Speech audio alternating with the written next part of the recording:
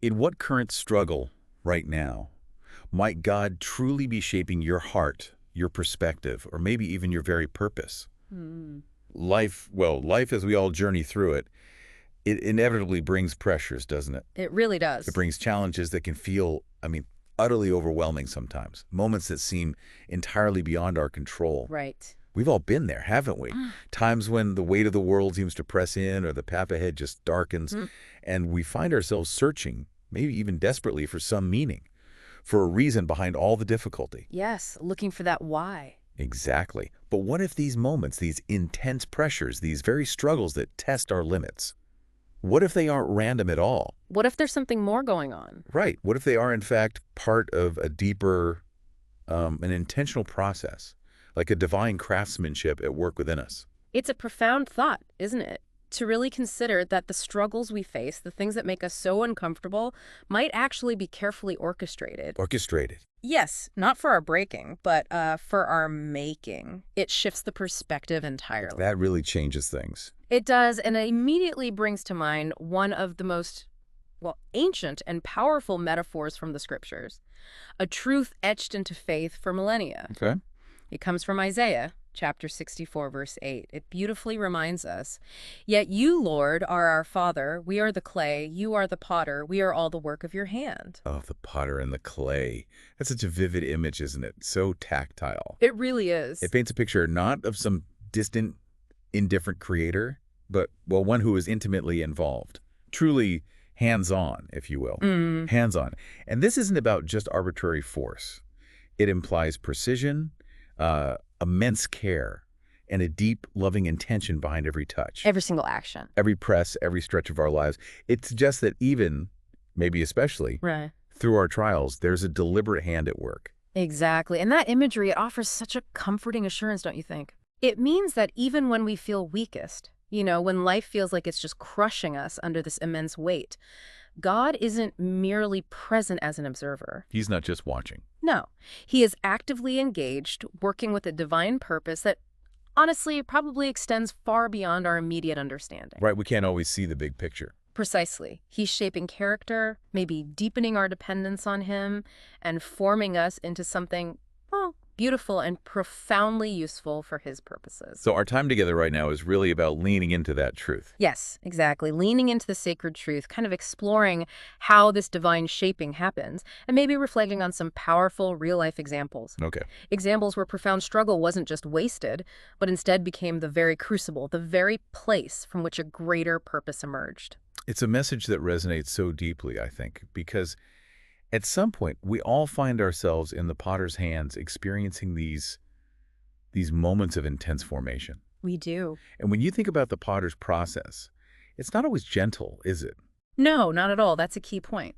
The clay isn't just admired, it's actively worked. It's pressed, sometimes quite forcefully, actually, to remove those air bubbles. The hidden weaknesses. Right, the things that would cause it to explode in the kiln later. It gets stretched and pulled to align its particles, giving it strength. Building resilience. And then it's smoothed and refined, removing every little imperfection that might mar its final form or compromise its function. And those actions, they aren't necessarily comfortable for the clay, are they? Definitely not. But they are absolutely essential for its ultimate transformation and its usefulness. They are. And it's a perfect, almost hauntingly accurate analogy for our spiritual journey. It really is. Think about it. Just as the potter applies that consistent, sometimes intense pressure to remove hidden weaknesses from the clay, those air bubbles you mentioned, maybe pride or fear or self-reliance. Okay.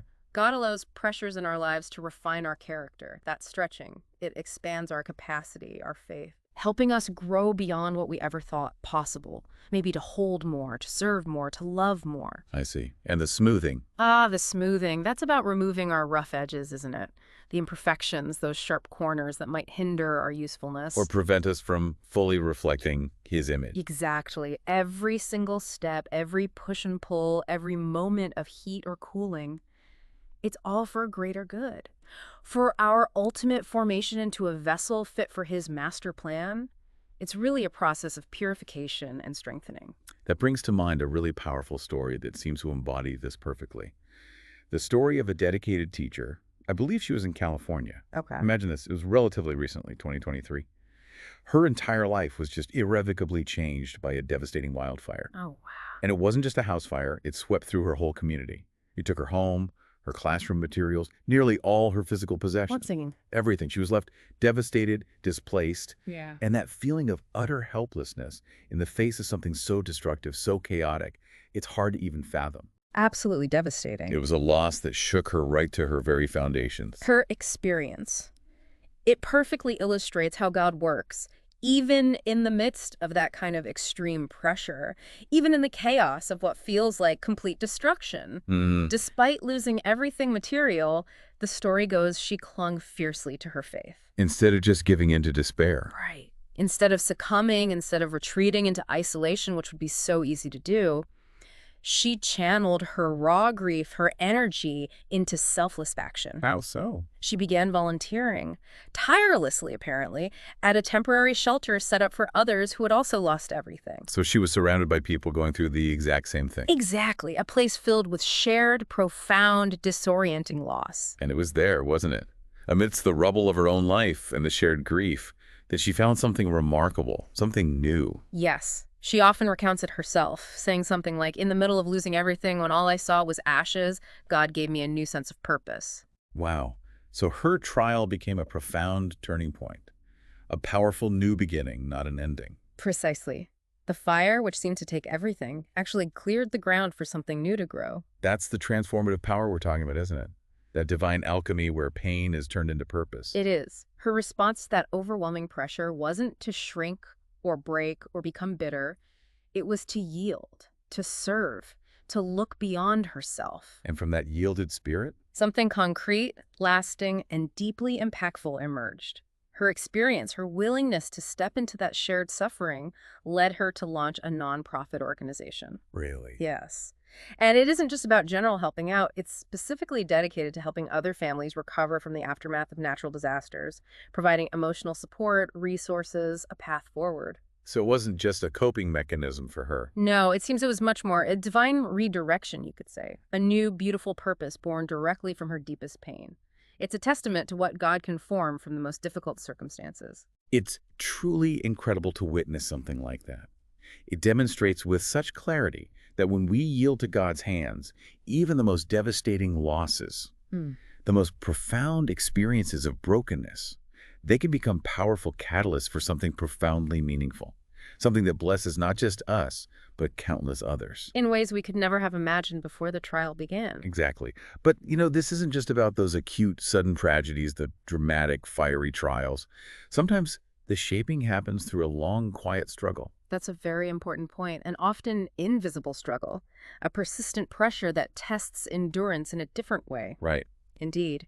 Consider, for example, a teenager who has bravely battled a chronic illness for most of her young life. Yeah. For her, life has involved long hospital stays, periods of intense discomfort, and the constant challenges of an invisible battle, as she calls it. That most people around her couldn't fully see or comprehend. Exactly. Her pain wasn't a sudden event, but a relentless, ongoing one. A different kind of pressure, you see. A quiet yet constant reshaping. Her world often confined to hospital rooms, doctors' visits. Managing symptoms that were stealing her youth. You can absolutely imagine the frustration, the feeling of, why me?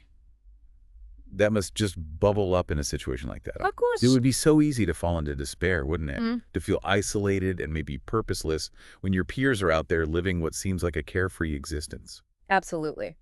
Yet during those long, quiet hospital stays, amidst all that physical and emotional struggle, she found a different kind of strength, a profound clarity, actually, that transcended her immediate circumstances. A clarity. Yes, and this clarity, this sort of quiet turning point, it led to a truly remarkable shift in her perspective. What happened? Instead of focusing solely on her own suffering, which would be natural, she began blogging about her journey. Sharing her story online. Yes. Sharing her raw experiences, the moments of fear, the pain, but also the profound insights and, importantly, the glimmers of hope she gained along the way. Her writing became this authentic source of profound encouragement for others facing similar invisible battles, whether physical, emotional, or spiritual. That takes courage. It really does. She articulated this shift beautifully herself, moving from that place of questioning to a place of surrender and purpose. She said something like, I used to ask, why me? Now I ask, how can God use me? How can God use me? That subtle shift in questioning. It really became a doorway to a new reality for her. It did. That's truly the hallmark of yielding to the potter, isn't it? Mm-hmm. Moving from that place of intense questioning, maybe even self-pity sometimes, Mm-hmm. to actively seeking God's purpose within the pain, trusting that there is a purpose, even if we can't see it immediately. That's exactly right. Her chronic illness, rather than being a barrier to a meaningful life, instead became the very platform for her unique ministry. The foundation for it. Yes. For touching the lives of others with genuine empathy, hard-won wisdom, and an unshakable hope, it allowed her to connect in ways a healthy person perhaps might never have been able to. These stories, both of them, they really underscore a fundamental, comforting truth. God doesn't shape us in spite of pain. He often shakes us through it. So the pressure isn't an obstacle to his work. No, it's the very medium he uses.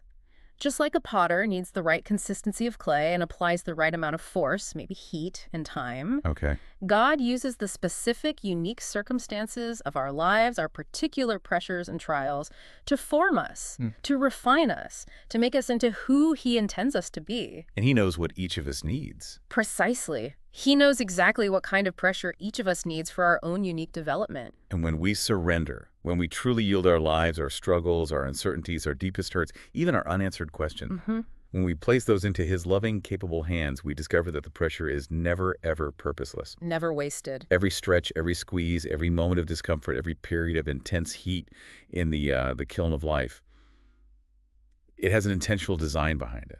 Yes. It's meant to chip away at what doesn't serve his purpose for us, to refine what is pure and essential. And to mold us into vessels of greater purpose. Greater purpose, greater strength, and greater grace. It's truly about bringing out the best in us, ultimately, for his glory. It's a profound testament to his limitless love. Right. Really. And his perfect wisdom. It is.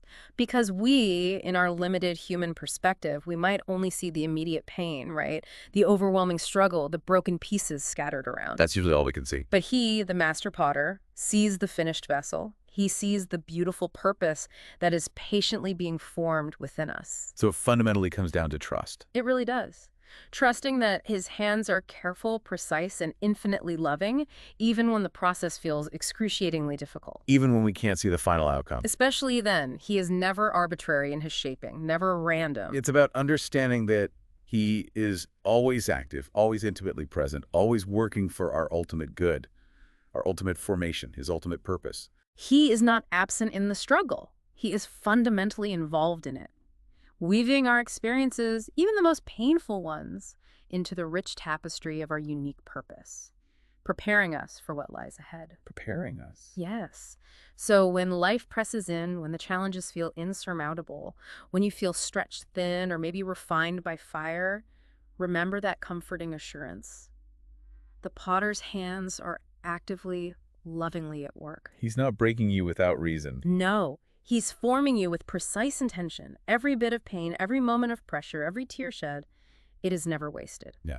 It's meticulously used to form something beautiful, something purposeful, something that reflects his divine design, a design only he fully comprehends at the time. Think again of that teacher, finding her profound calling, helping others rise from the ashes of disaster. Her pain literally became a pathway for extraordinary compassion. A powerful example. Or the teenager whose chronic illness became a beacon of hope for countless souls navigating their own unseen, quiet struggles. Her vulnerability forged such deep connections. These are living proofs, aren't they? Proofs that purpose can, and often does, emerge directly from profound struggle. Yes. So we return now, perhaps, to our opening reflection, to that quiet contemplation. Okay. Take a moment, right now, wherever you are listening, and just ask yourself again, in what current struggle might God be shaping my heart, my perspective, or my very purpose? Allow yourself to really consider how your own challenges, whatever they may be right now, whether they feel sudden and dramatic or maybe long and quietly persistent, how might they be part of this refining process? How might they be deepening your dependence on the divine? How might they be revealing new facets of your unique purpose, maybe preparing you for a future you can't yet fully see? Equipping you. equipping you for a calling that perhaps only this struggle could forge within you. There is deep peace, isn't there? And profound encouragement in knowing that God is actively, lovingly, and intentionally at work in your life right now, even in the very midst of hardship. Trust his hands. Trust his hands, he is forming you.